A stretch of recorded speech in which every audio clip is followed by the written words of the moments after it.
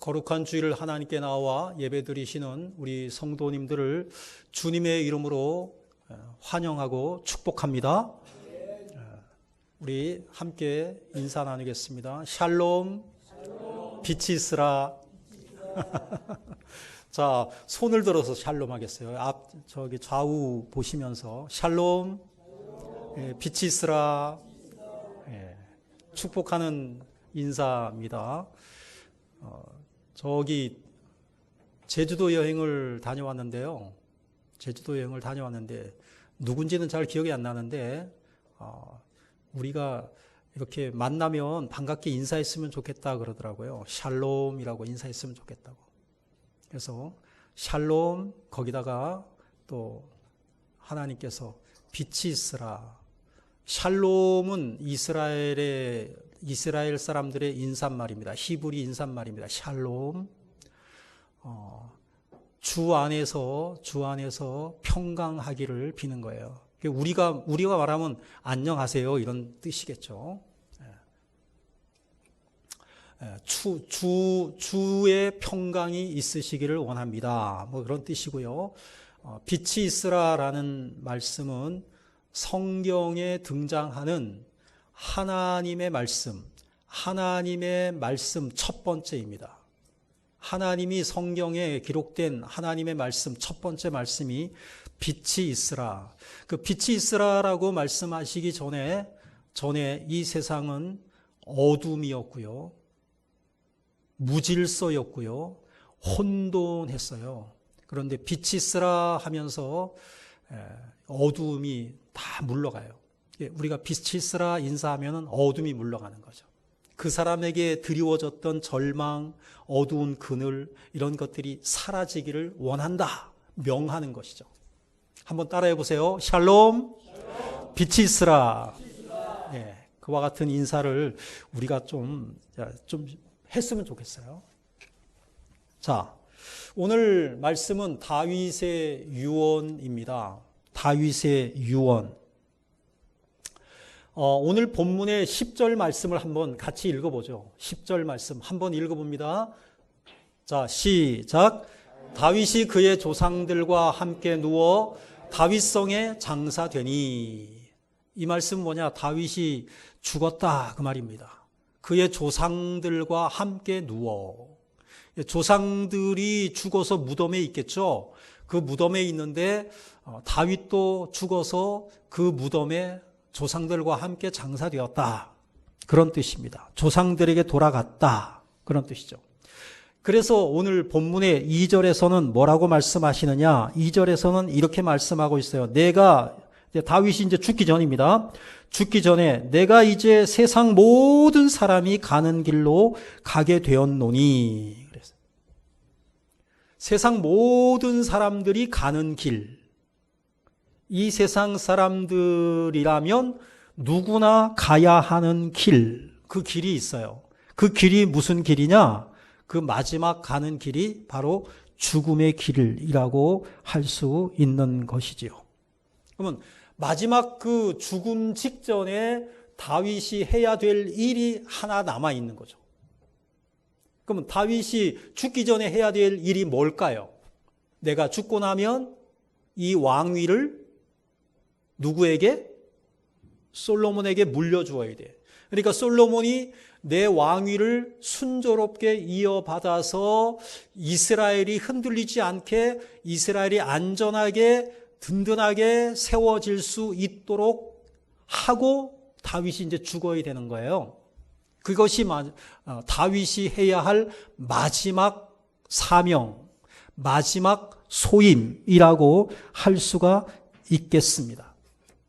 다윗은 이 세상에 사는 날 동안 역대상 29장 28절에 의하면 나이 많아 늙도록 부하고 존귀를 누리다가 그렇게 표현하고 있어요.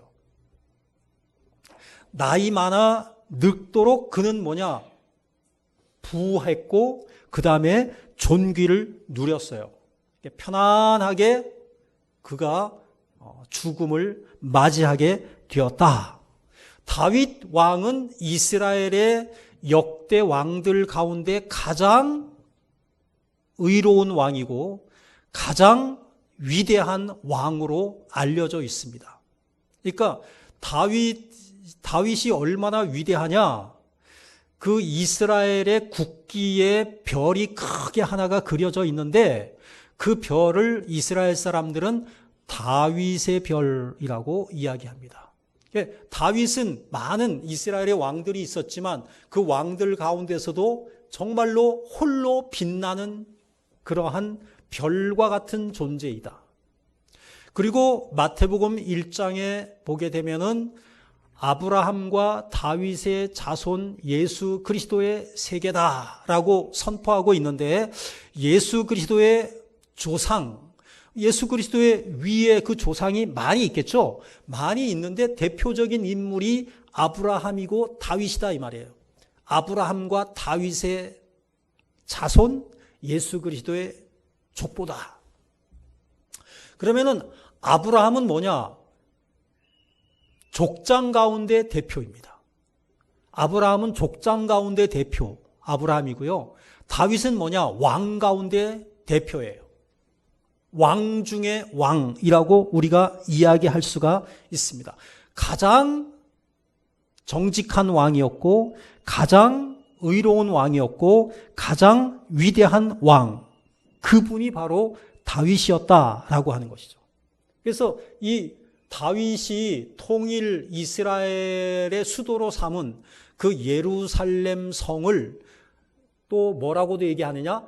다윗성이라고도 이야기하는 거예요. 예루살렘 성을 다윗성, 물론 시온성이라고도 하죠. 다윗성이라고도 그렇게 부르는 것이에요. 그러니까 이스라엘 모든 왕들이 얼마나 하나님 앞에 의롭게 통치하면서 잘 살았는가라는 것을 재는 기준이 뭐냐? 다윗이에요. 그래서 성경에 보면은 뭐냐면 열왕기서에 보면은 다윗의 길로 행했다라고 어떤 왕에 대해서 평가하면은 그 왕은 어떤 왕이에요? 정직한 왕이고 의로운 왕이고 하나님께서 인정하시는 왕이다 그 말이에요. 그리고 다윗의 길로 행하지 아니하여라고 표현이 되어 있으면은 그 왕은 잘못 살았다는 거예요. 그러니까 다윗이 기준이야. 다윗은 그의 나이가 30세일 때에 유다 지파를 중심으로 해서 헤브론에서 왕이 됩니다. 유다의 왕이 됩니다. 그리고 나서 7년이 지난 후에 사울 왕국을 통합을 해가지고 통일 이스라엘의 왕이 되어가지고 그가 7년 후에, 그러니까 30세였는데 7년 후니까 37세가 되겠죠. 37세부터 33년 동안 통일 이스라엘의 왕이 되었다가 오늘 본문에서 이제 죽는 것이죠. 그러니까 그의 재위 기간은 40년이 되겠습니다. 한평생을 다윗은 죽는 날까지 하나님 앞에서 신실한 하나님의 종으로 살았고, 그리고 이제 마지막 자기의 왕위를 솔로몬에게 물려주면서 훈계와 지시를 내려요. 우리가 죽기 전에 하는 말을 유언이라고 이야기하죠. 이제 뭐냐? 내가 세상 모든 사람이 가는 길로 가게 되었다. 세상 모든 사람이 가는 길로 가게 되었다. 세상 모든 사람은 반드시 뭐냐면은 그 길을 가는데 마지막 그 길이 뭐냐면은 죽음의 길을 가는 거예요. 인류 역사상 지구상에 살았던, 우리 이전에 살았던 모든 그 선배들, 그 조상들은 죽음의 길을 갔어요. 저와 여러분들도 이제 이 죽음의 길을 걸어가게 될 거예요. 누군가 언젠가는 가게 되는 길이 이 마지막 길입니다. 그런데 그 마지막 가는 그 길 직전에 후손들에게, 다시 말해서 자녀들에게 남기는 말이 있는데 그 남기는 말을 우리는 유언이라고 합니다. 근데 이 유언은 뭐냐? 복잡하게 길게 할 수가 없어요. 짧게 요점을 우리 후손들에게, 자녀들에게 남기고 우리는 가는 것이죠. 그런데 믿음의 사람 다윗은 그 솔로몬에게 자기의 뒤를 이어서 이스라엘의 왕이 되는 그 어린 솔로몬에게 아주 중요한 것을 유언을 하고 있는데요. 그 다윗의 유언을 요약해서 세 가지로 나누어서 우리가 함께 살펴보면서 나는 어떻게 살아왔는지를 돌아보고, 그리고 또 내가 모든 사람이 가는 길을 가게 될 그 시점에 나의 자녀들에게, 나의 후손들에게 나는 무엇을 유언으로 남겨야 할 것인가를 생각하시는 그러한 시간이 되었으면 좋겠습니다. 그럼 다윗은 어떤 유언을 남겼나요? 첫 번째입니다. 한번 읽어보죠. 시작. 네, 힘써 대장부가 되라 라고 제일 먼저 유언을 하고 있습니다. 2절을 같이 한번 읽겠습니다. 2절입니다. 시작. 내가 이제 세상 모든 사람이 가는 길로 가게 되었노니 너는 힘써 대장부가 되고, 힘써 대장부가 되고.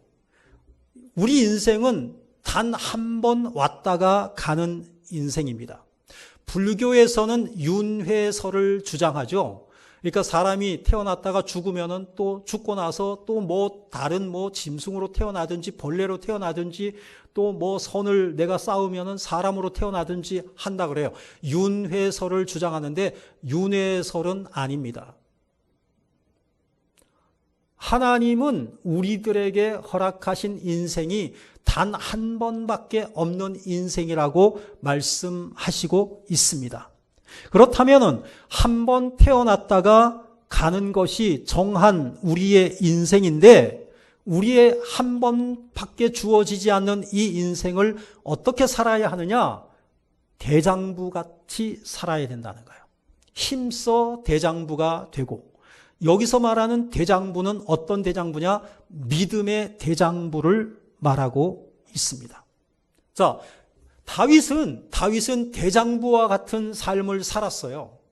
그는 어렸을 때에 목동으로 아버지가 맡겨준 양을 지키고 있었습니다. 양을 지키고 있는데 때로는 곰들이 그 양을 해치려고 다가옵니다. 그럴 때 어린 다윗은 자기의 목숨을 걸고 그 사나운 짐승들과 싸웠다는 거예요. 그래가지고 이겼다는 거예요.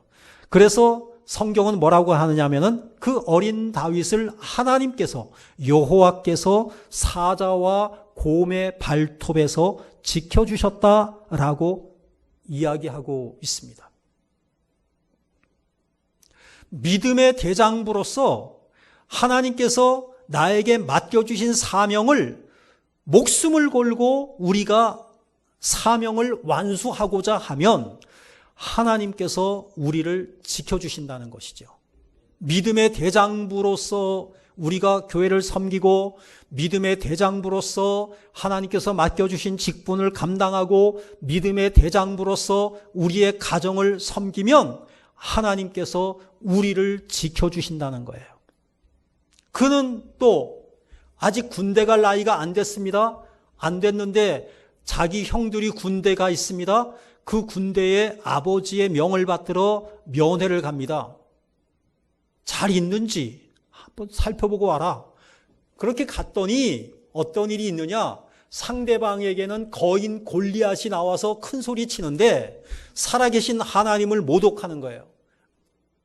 너희들이 믿는 여호와, 그래, 그러냐? 그러면 한번 싸워보자. 대표 한 명 나와라. 나하고 한번 싸워보자. 그렇게 40일 동안 아침 저녁으로 그 다윗 앞에서 그 골리앗이 큰 소리 치는데 이 이스라엘 군사들은 어느 한 명 나가지 못하는 거예요.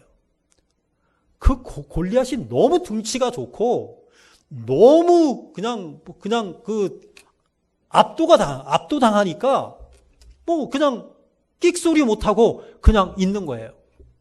다윗이 살아계신 여호와 하나님의 이름으로 나아갑니다. 어린 다윗이.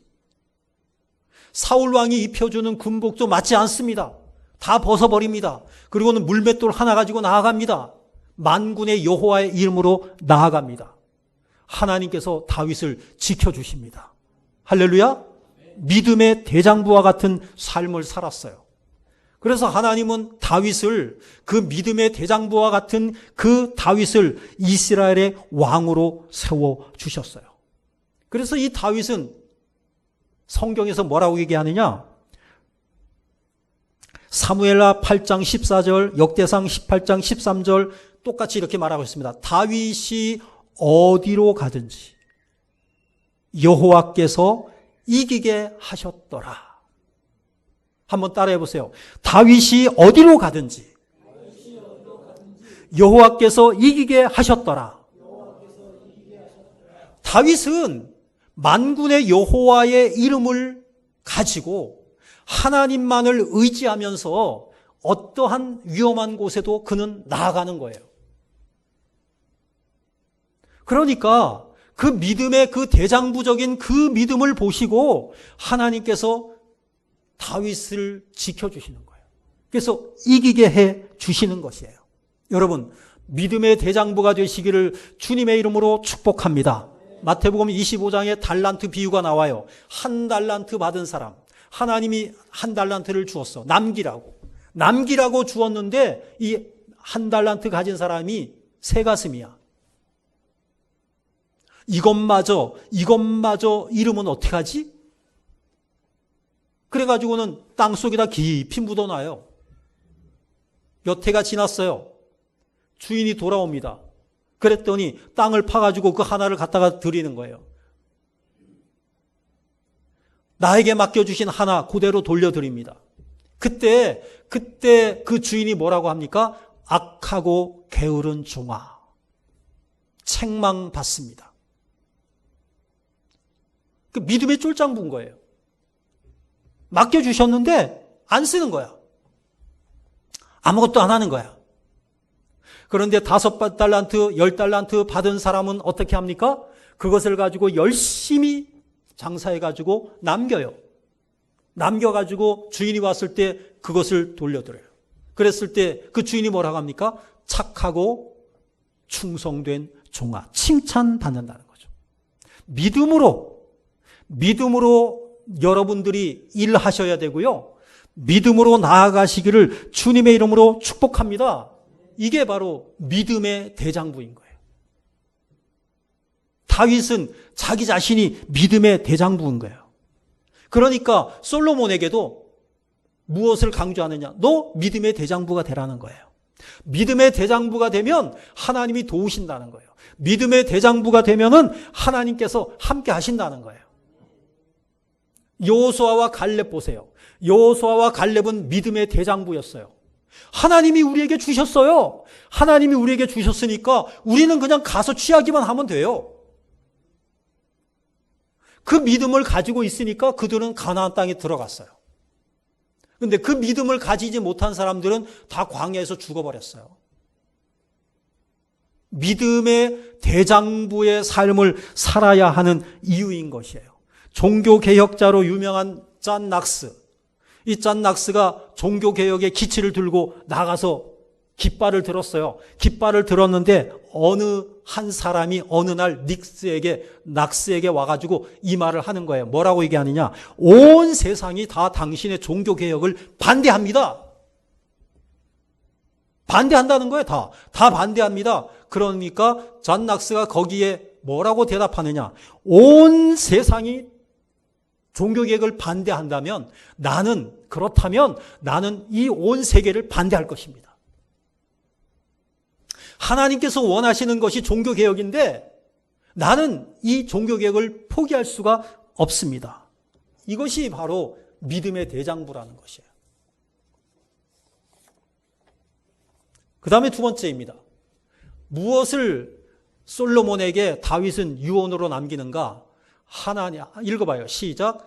하나님의 명령을 지켜 그 길로 행하라. 3절입니다. 한번 읽어볼까요? 시작. 내 하나님 여호와의 명령을 지켜 그 길로 행하여 그 법률과 계명과 율례와 증거를 모세의 율법에 기록된 대로 지키라. 그리하면 내가 무엇을 하든지 어디로 가든지 형통할지라. 자녀들에게 뭘 가르쳐야 되느냐? 이거 가르쳐야 된다는 거예요. 하나님의 명령을 지켜라. 그 길로 행해라. 이거 가르치라는 거야. 왜? 그래야만 형통하니까. 그래야만 하나님께서 형통하게 해 주시니까.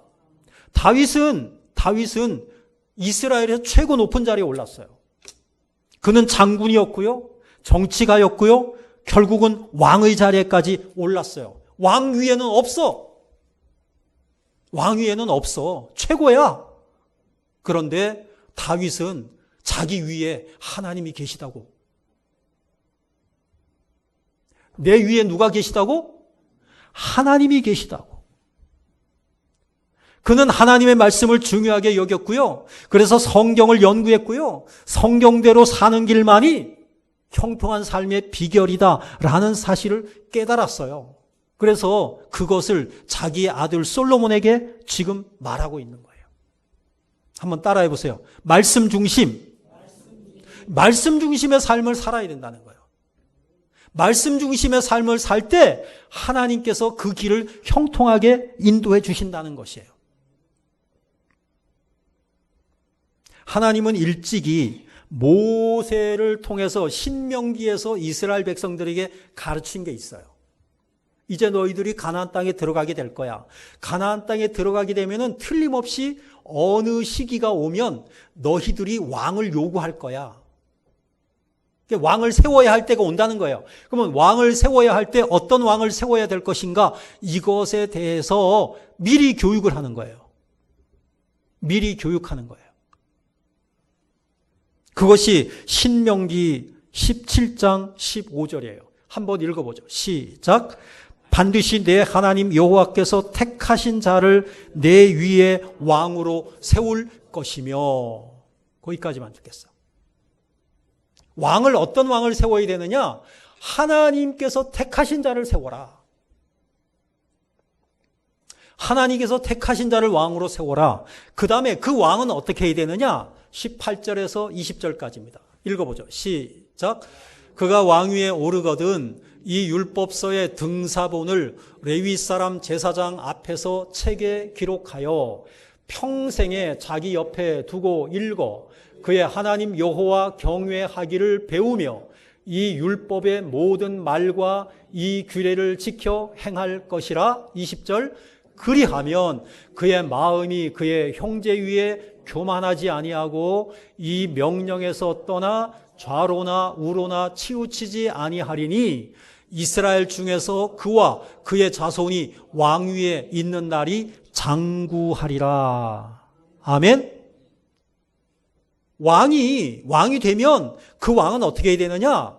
하나님의 말씀을 등사해가지고 똑같이 베꿔가지고 하나님의 말씀을 네 옆에 둬. 그리고 날마다 그 말씀을 읽어. 그리고 그 말씀대로 뭐해? 순종해. 그래야만 교만하지 않게 되고 하나님께서 함께 하시게 되고 그래야만 하나님께서 그의 자손 대대로 그의 왕위가 장구하도록 지켜주시게 된다라고 말씀하여 주시고 있어요. 그러니까 네가 왕이 되면 안 돼. 다윗은 자기가 왕이지만 내 위에 또 누가 있다? 왕이 계신다. 그 왕이 누구다? 여호와 하나님이다. 항상 그렇게 생각했다는 거예요. 여러분이 왕이라고 생각하시면 안 돼요. 여러분의 가정의 제사장이시고 여러분의 가정의 가장이실 수는 있어. 하지만 여러분이 왕이라고 생각하면 안 돼. 여러분이 전부라고 생각하면 안 돼. 내 위에 하나님이 계십니다. 하나님이 우리 가정의 왕이십니다. 아멘. 하나님이 우리 교회의 왕이십니다. 아멘. 하나님이 우리나라의 왕이십니다. 이걸 인정해야 된다는 거예요. 그래야지 교만하지 않게 된다는 거예요. 우리나라의 역대 대통령들이 어디에서 다 걸리느냐 하면은 교만해지는 데서 다 걸려요. 내가 왕이 되면은 이렇게 섬기겠습니다. 내가 왕이 되면 국민의 뜻을 받들어서 이렇게 하겠습니다. 근데 왕이 딱 돼. 고집불통이 돼버려요. 자기 고집대로 하는 거예요. 왕이 될 때까지는 안 그래요. 왕이 될 때까지는 안 그래요. 겸손해. 국민이 최고야. 근데 왕이 되고 나면, 안 들어. 내 생각이 100%야. 교만해진다는 거예요. 하나님 앞에 하나님이 왕이십니다. 라는 그러한 자세를 가지고 우리가 살아야 된다라고 하는 것입니다. 여러분, 제가 질문 하나 하겠습니다.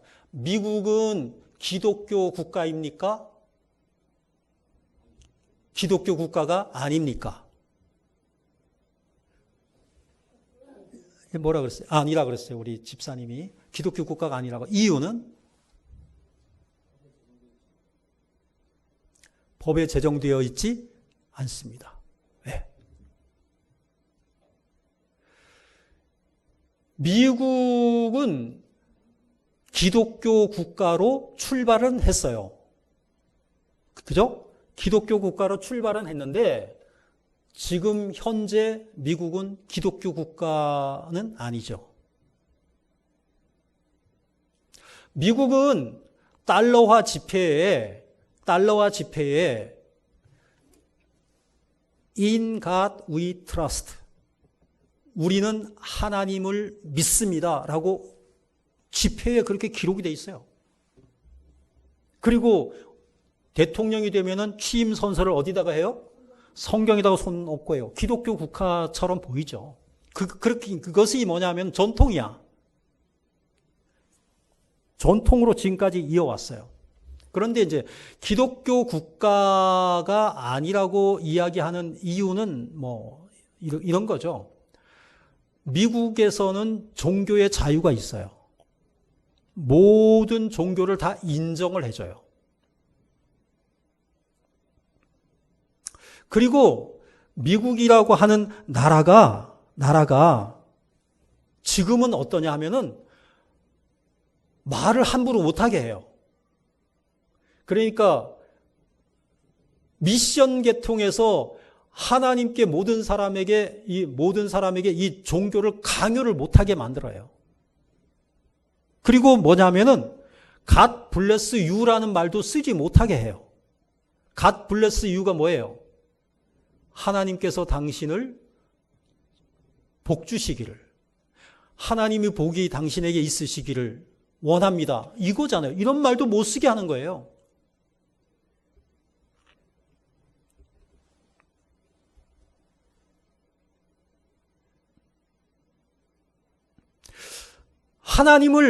하나님을 믿는다라고 하는 것을 공개석상에서 사람들에게 이야기하고 그것을 강요하고 하게 되면은 그것이 다 그들의 정한 법률에 의해서 위반이라고 얘기하는 거예요. 그래서 어떤 고등학교 학생이 그런 말 한마디 잘못했다고 정학 처분을 내리는 거예요. 이런 이상한 나라가 되고 말았어요. 우리나라는 원래부터 기독교 국가가 아니었으니까, 우리나라는 원래부터 우상을 섬기는 나라였으니까 오히려 우리는 그냥 이렇게 교회가 많이 있지 않아도 우리나라에 4분의 1 정도 예수를 믿어도 그래도 참 박수 쳐주고 그런단 말이에요. 우리나라는 그래요. 그리고 20대 총선에서 이 국회의원들을 대상으로 신앙을 조사를 했는데 기독교라고 적어낸 사람이 국회의원 몇 명이죠? 우리나라 국회의원이 몇 명? 300명. 정확하네요. 예. 장로님이 300명 됐습니다. 299명에서 한 명 또 늘어나고 300명이 됐어요. 다른 줄이라고 말은 하면서도 실제로 딱 되면은 안 줄여요.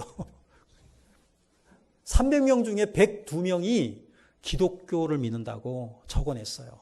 그러면 3분의 1 이상이에요. 34%예요. 나는 기독교를 믿습니다. 그 34%가 기독교를 믿는다라고 하면 굉장한 거예요. 우리나라 입장에서 보면. 그런데 문제는 뭐냐면은 이 사람들이 정말 하나님 앞에서 신실한 신앙생활을 하고 있는가? 여기 가면은 좀 걸리는 게 있죠. 만약에 이 3분의 1이 되는 이 정치 지도자들이 정말로 하나님 앞에서 신실하게 신앙생활을 한다고 하면 정말 우리나라는 지금보다도 더 빠른 속도로 하나님께서 성장시켜 주실 줄로 믿습니다. 그런데 그런 부분에 있어서는 좀 또 아쉬운 부분이 없지 않아 있는 것이지요. 우리 가정이 하나님을 믿고 하나님 안에서 신실하게 신앙생활을 하잖아요. 하나님의 말씀에 준해서 자녀들을 가르치고 하나님의 말씀을 정말로 지켜서 행하고 하면은 하나님은 오늘 본문의 말씀처럼 형통하게 해주신다는 것이죠. 지금 다윗은 뭐냐? 솔로몬에게 그것을 지금 이야기하고 있는 것이에요. 그 다음에 세 번째입니다. 자, 한번 읽어볼까요? 세 번째 시작. 마음을 다하고 성품을 다하여 하나님 앞에 살도록 자손들에게 가르치라 그랬습니다. 본문의 4절을 같이 읽어보겠습니다. 시작. 그래서 내 일에 대하여 말씀하시기를 만일 내 자손들이 그들의 길을 삼가 마음을 다하고 성품을 다하여 진실이 내 앞에서 행하면 이스라엘 왕위에 오를 사람이 내게서 끊어지지 아니하리라 하신 말씀을 확실히 이루게 하시리라. 아멘. 내 자손들이 어떻게 사느냐? 삼가 마음을 다하고 성품을 다하여 진실이 하나님 앞에서 여호와 하나님 앞에서 행한다면 너의 왕위가 이스라엘에서 끊어지지 않는다. 계속해서 하나님께서 그 왕위를 지켜주시고 인도해 주실 것이다 라고 하는 것입니다.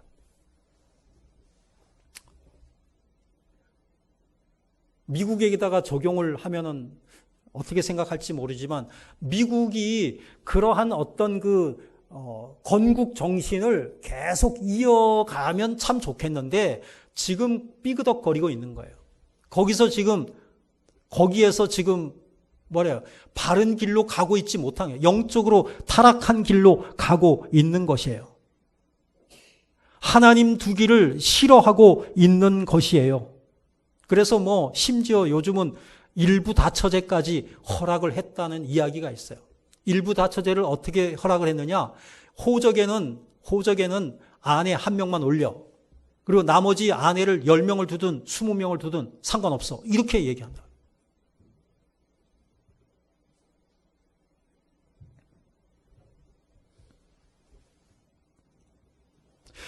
테네시주 다이어 카운티 고등학교의 3학년생인 캔드라 터너라고 하는 미국의 고등학생입니다.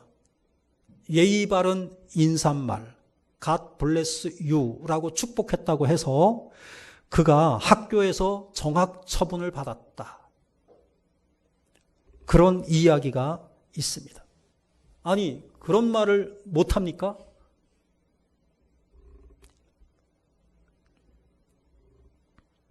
하나님 앞에서 바르게 살도록 자녀들을 가르쳐 주어야 되는데 잘못 가르치고 있는 거예요.